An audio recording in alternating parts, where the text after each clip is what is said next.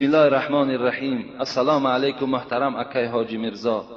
یکی از نزدیکان من دختر از من خواهش نمود که مکتوب من را به حاجی محترم رسانیده به من مصلحت دهد.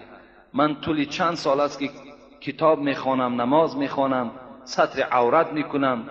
همسایه ها تهمت کرده خواستگارهایمان را از راه میگردانند و اینها میگویند که این دختر کسلی هست.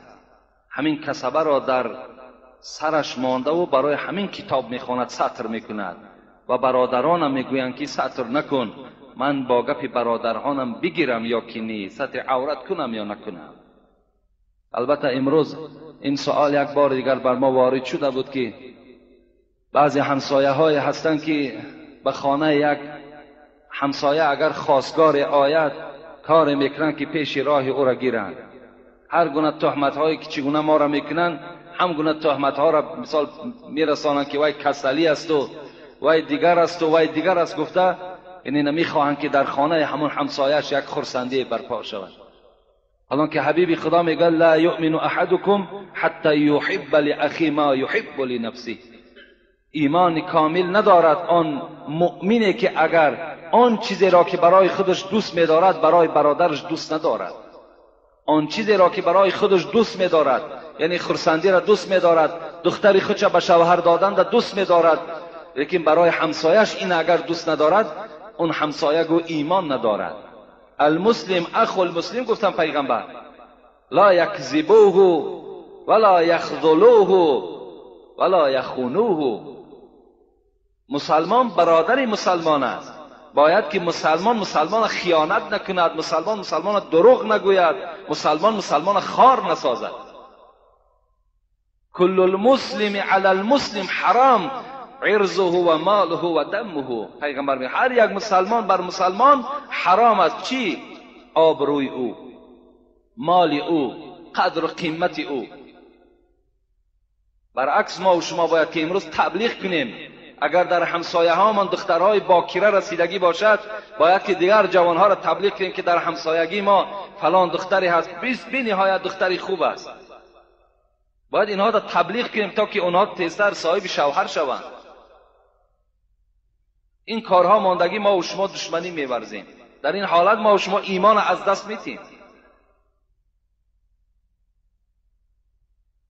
و این خواهر میگوید گپی برادر ما گیرم یا نگیرم، ستر عورت میکنم، تا جای این برادرها یک ناموس اسلامی داشته باشند که خواهر خودشان امر به روی مال انداختن کنند، باز نخواه که یک بی ناموسی اونها را فرا گرفته باشد و نخواهند که خواهر اونها روی مال داشته باشد یا پیشی بری بسته داشته باشد. و وصینا الانسان بوالدیه حسنا. خدا میگوید ما سپارش دادیم فرزند آدم را که با پدر و مادرش مهربان باشد، نیکوکار باشد. وقتی تفسیر این آیت خواندم، سعد ابن ابی وقاص میگوید این آیت در شأن من نازل شده است. چگونه؟ میگوید وقتی من ایمان آوردم مادرم بر من خبر داد. سعد گفت خدا به تو سپارش داد که وصینا الانسان بوالدیه حسنا، با پدر و مادرتان مهربان باشید، اطاعت کننده باشید. پس من بر تو امر میکنم ای سعد که کافر شو، و الا اگر کافر نشوی من نه غذا میخورم نه هیچ نوشابه می نوشم و این آفتاب سوزانی که میبینی این آفتاب ترک نمیسازم، و زیر سایه نمیروم. میگوید این مادر این گونه کرد برای آنکه سعد ابن ابی وقاص از ایمان محمدی برگردد و کافر شود. این شرط در پیش سعد گذاشت، یا کافر میشوی یا مادر در انمی زیر آفتاب بی غذا و بی شراب هلاک میشود. وقتی میگه زیر آفتاب رفت این مادر، یک شب میگوید تا روز چیزی ننوشید، چیزی نخورد و در آفتاب میگه نشستگی بود. روز دوم شد از آفتاب نمیخیست. برای فرزندش کافر شدن. روز دوم میگه تمام شد. مفسرای قرآن میگویند روز سوم بود که مادر بیهوش افتید. سعد بالای سر مادر آمد. چی کلمه گفت؟ مادر گفت اگر گفت تو 100 جان داشته باشی و هر یک جانی تو گفت با این گونه مشقت از بدن تو جدا شود، من کسی نیستم که از ایمان محمدی برگردم.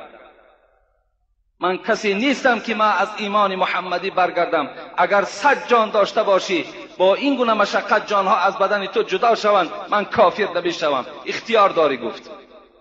مادر وقتی میگه این سیاست فرزند شنید، این اراده مستحکم فرزند که شنید، از زیر آفتاب خیست آمد. میگه غذا هم خورد و نوشابش هم نوشید. یعنی باید این خواهر و این دادرهایی که در این راه هستند باید صاحب اراده باشند.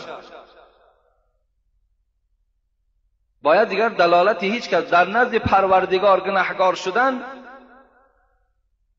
این بهتر نیست از او که تو در نزد برادرت، پدر و مادرت ملامت زده میشوی.